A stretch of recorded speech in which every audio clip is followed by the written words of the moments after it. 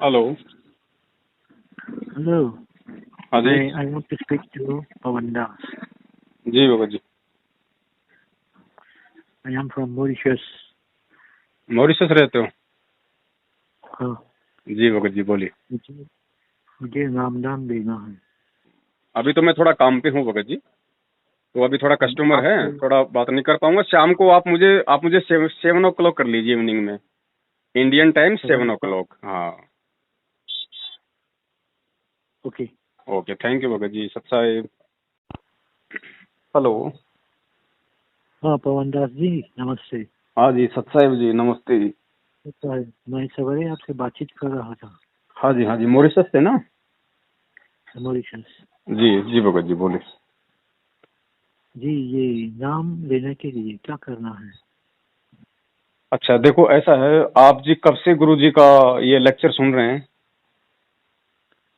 ये फरवरी से। अच्छा, आपको समझ में आ रहा है ना? हाँ हाँ। ओके।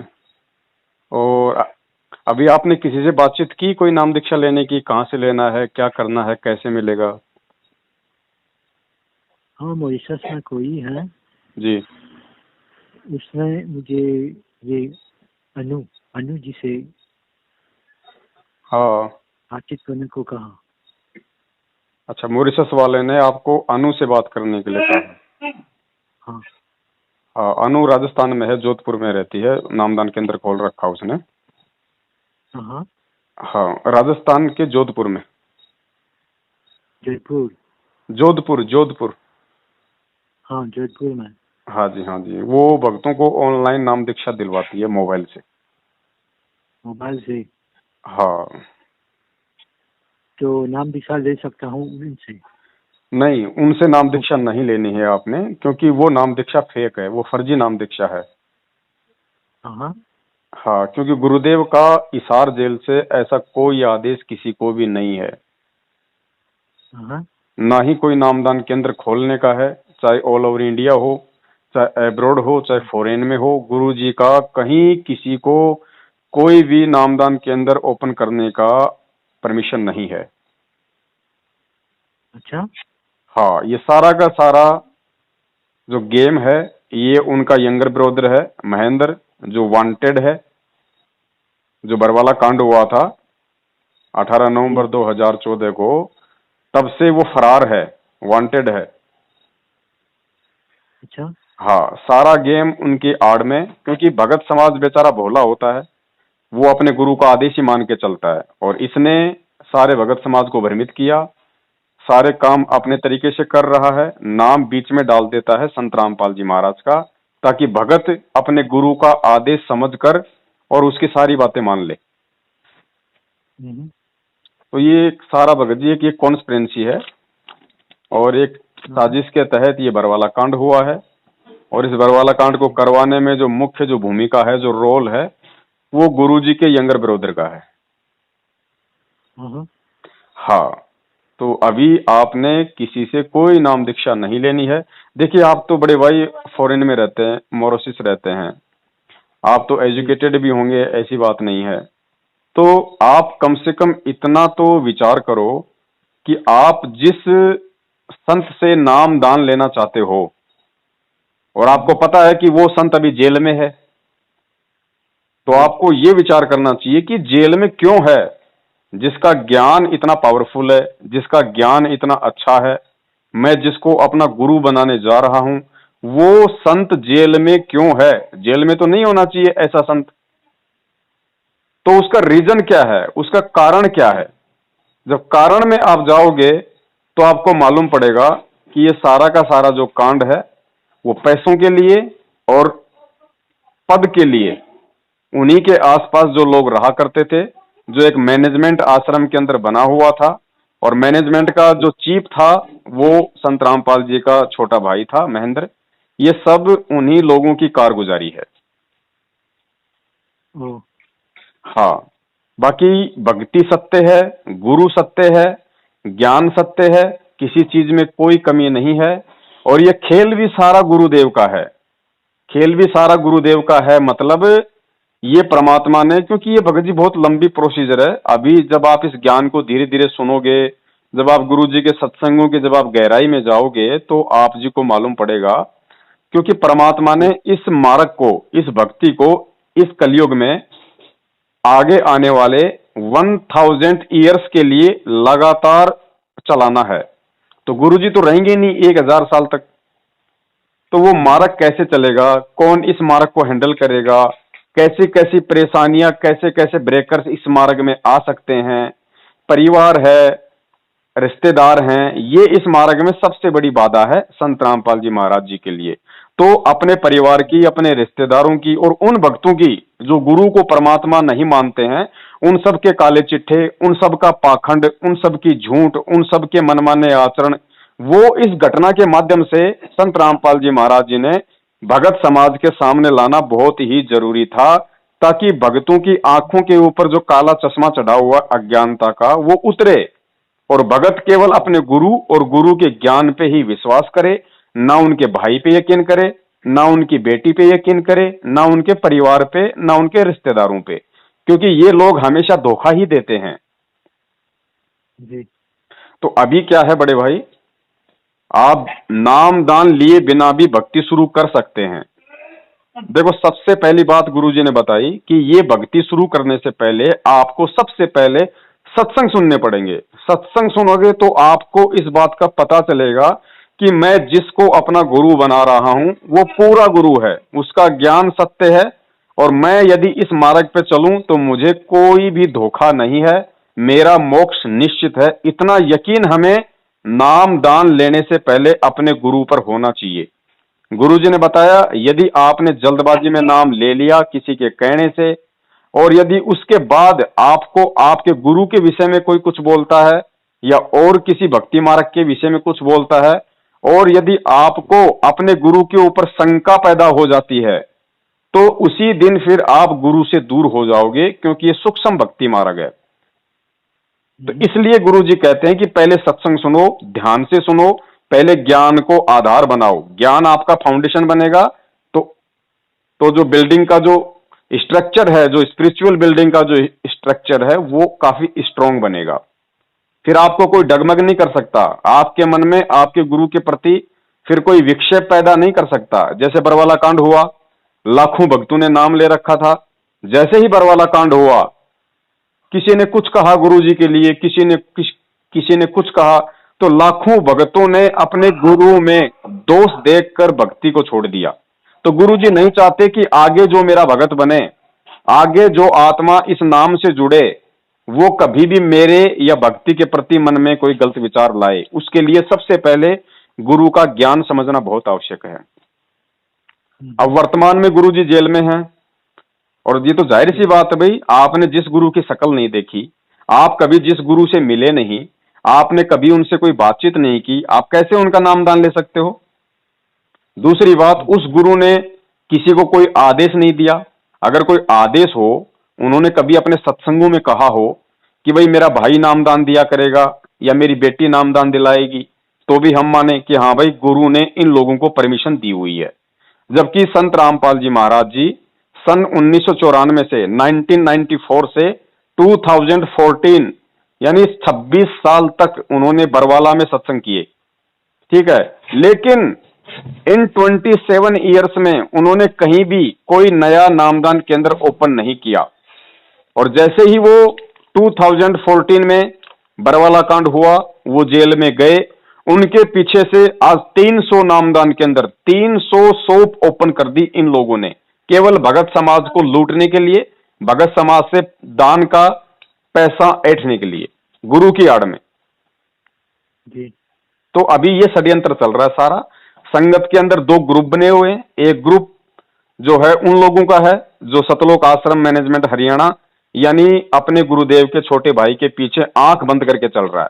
उनको ज्ञान से कोई मतलब नहीं है, उनको गुरु से कोई मतलब नहीं है, केवल वो देखा देखी में भेड़ चाल में चल रहे हैं।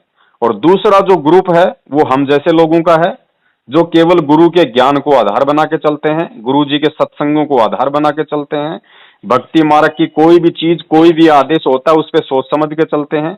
हम किसी की ना कोई गुलामी करते हैं, हम ना कोई पाखंड करते हैं, ना किसी को दान का पैसा देते हैं। तो इस वजह से दो विचारधारा वर्तमान में संत रामपाल जी महाराज जी की संगत में बनी हुई है। अब बहुत सारे भक्तों की शंका है कि भाई क्योंकि परमात्मा ने दया करी, हम लोग फेसबुक पर शनिवार और रविवार को लाइव आते हैं और पाखंड जो इन लोगों ने शुरू कर रखा है ये नामदान केंद्रों का, इसका हमने सबूतों के साथ में पूरा खुलासा किया। मैं आपको भेज दूंगा लिंक, आप जी वो वीडियो देख लेना। तो अब भगत लोग कह रहे हैं कि भाई हम नाम कहां से लें, ये तो हमें पता चल गया कि नामदान केंद्र फर्जी हैं, तो फिर हम नामदान कहां से लें। तो वो जो शंका है उस शंका का समाधान हम करेंगे डे आफ्टर टुमारो, यानी अब जो अगला जो सैटरडे और संडे आ रहा है उस 2 दिन के दौरान ये पूरा समाधान भगत समाज का गुरुजी के सत्संगों के आधार से ही कर दिया जाएगा कि संत रामपाल जी महाराज जी के जेल से आने तक यदि कोई आत्मा भक्ति करना चाहती है तो वो अपने घर में कैसे भक्ति शुरू करे ताकि उसको वो सारे लाभ मिले जो एक भगत को मिलते हैं।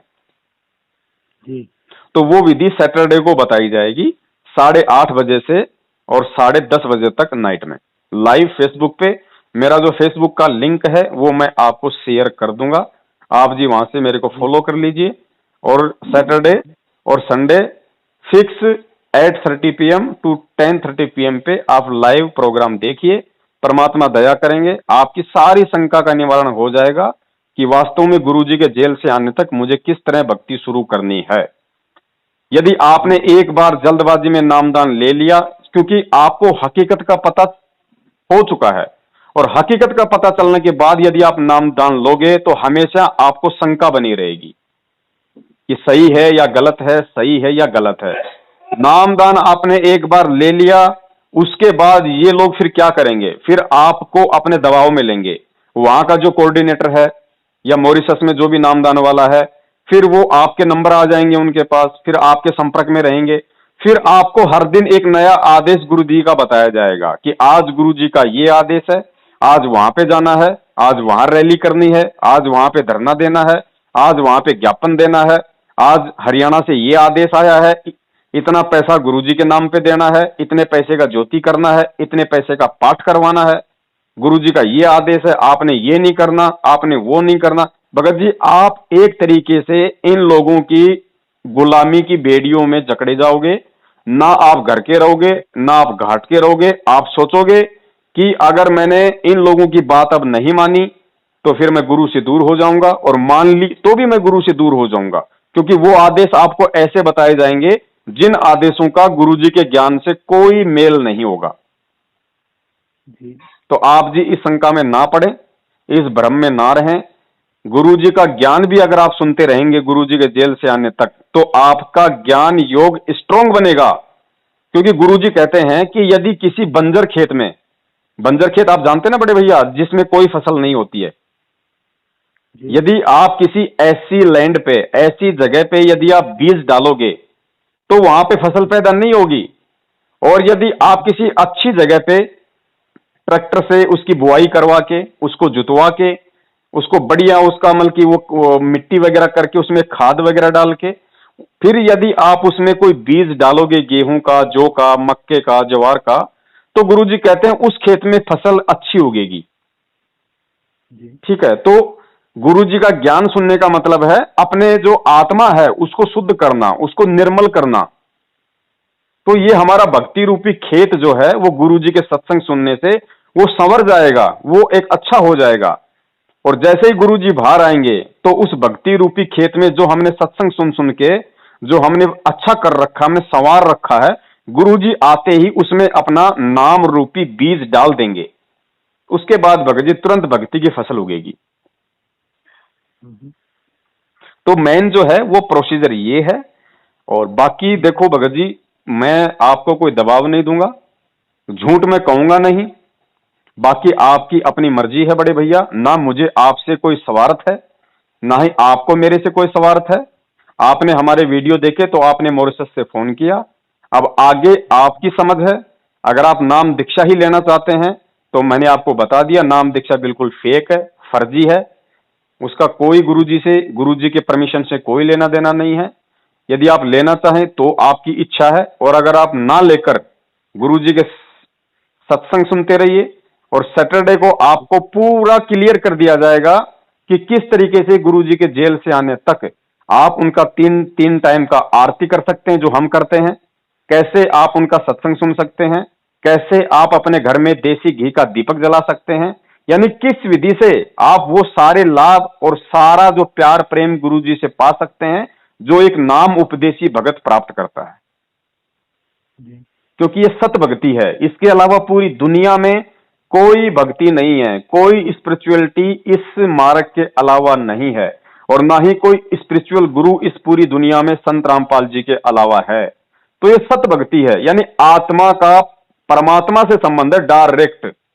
और जो भगवान होता है, जो परमात्मा होता है, वो ही स्वयं गुरु का रूप धारण करके इस पृथ्वी पे आता है। अन्यथा जो ज्ञान संत रामपाल जी महाराज जी ने दिया है, और जो ज्ञान आज से 650 साल पहले खुद कबीर जी ने आके दिया था, ये ज्ञान उनके अलावा यहाँ पे कोई दूसरा व्यक्ति नहीं दे सकता। हाँ तो आपको थोड़ा सा वेट करो, और सैटरडे को और संडे को आप जी लाइव फेसबुक पे मैं आपको लिंक भेज दूंगा। आप मुझे अपना व्हाट्सएप नंबर, मेरा ये व्हाट्सएप नंबर है, आप मुझे सब्सक्राइब लिख के भेज दीजिएगा, मैं आपको वो लिंक भेज दूंगा। आप जी सैटरडे संडे को पूरा प्रोग्राम आप देखिए, आप 2 घंटे का, आपका कंप्लीट जितना भी आपको शंका है, जितना भी आपको कुछ भी डाउट्स है, सब आपके क्लियर हो जाएंगे। जानते हैं मैं ये राधा स्वामी पंथ में जी 36 साल में जी वहाँ पर था। जी। फिर ओ। मैंने गुरुजी हम्म। का सत्संग सुना, जी तब से मैंने वो राधा स्वामी पंथ को छोड़ दिया है। हाँ, वो तो देखो, वो तो क्लियर है, वो तो परमात्मा ने सारी चीजें क्लियर कर दी हैं। पूरा राधा स्वामी वालों के पास क्या ज्ञान है, उनके गुरु कौन सा मंत्र देते हैं, उनकी पुस्तकों में क्या लिखा हुआ है, वो सब कुछ गुरुदेव ने क्लियर कर दिया। तभी तो आपको लगा कि भाई यहाँ पे सच्चा ज्ञान है। तो ज्ञान सच्चा है, संत रामपाल जी महाराज जी जो गुरु हैं वो सच्चे हैं, कोई कोई दिक्कत नहीं, नो डाउट। बस वर्तमान में, क्योंकि ये बहुत बड़ा एक जैसे कहते हैं ना कि दीपक के नीचे हमेशा अंधेरा रहता है, तो जो उनके परिवार वाले थे, जो उनके रिश्तेदार हैं, जो उनके बेटा बेटी हैं, वो उनको समझ नहीं पाए। उन्होंने हमेशा उनको रिलेशनशिप में देखा कि संत Rampal ji is my father, Sant Rampal ji is my husband, उन्होंने ऐसे ही रिलेशन में देखा उनको, जबकि गुरु को पहचानने के लिए ज्ञान को आगे रखना पड़ता है। जी जी। जिस वजह से ये लोग बरवाला कांड के बाद में गलतियों पे गलतियां कर रहे हैं। और बेचारा भगत समाज तो भोला होता है भगत जी, आप भी जानते हो अच्छे से कि भगत में कितना दिमाग होता है। भगत को सच्चाई मालूम पड़ती है तब तक तो अपनी भक्ति का सत्यानाश करवा चुका होता है। तो आज ऐसी बात नहीं है, परमात्मा आए हुए हैं और सबको सच्चाई भी मालूम पड़ रही है। धीरे धीरे लोग इनसे दूर भी हट रहे हैं और घर बैठ के अपनी भक्ति कर रहे हैं, जैसा गुरुजी ने बता रखा है। तो गुरुजी कब जेल से बाहर आएंगे? देखिए, ये बहुत सारे लोगों की ये बात है कि भाई गुरुजी जेल से कब आएंगे, गुरुजी आएंगे या नहीं आएंगे। भगत जी, इन बातों का समाधान भी उसी समय होगा जब हम उनके सत्संगों को ध्यान से सुनेंगे। क्योंकि सत्संगों को ध्यान से सुनेंगे तो हमें पता चलेगा कि सत्संग करने का अधिकारी केवल परमात्मा है। केवल वो कबीर ही यहाँ आके गुरु का रूप बना के सत्संग कर सकता है।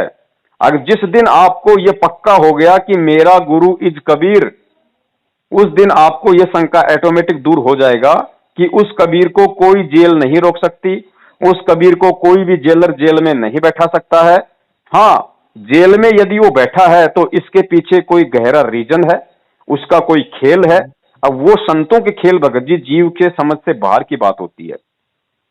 हमें जिस दिन ये यकीन हो गया उसके बाद हमें केवल संत के वचनों पे चलना है, संत के ज्ञान को आधार बनाकर अपना जो भी है भक्ति मार्ग का अपना सांसारिक कर्म अपना करते रहना है और भक्ति पे ज्यादा अपने को ध्यान रखना है।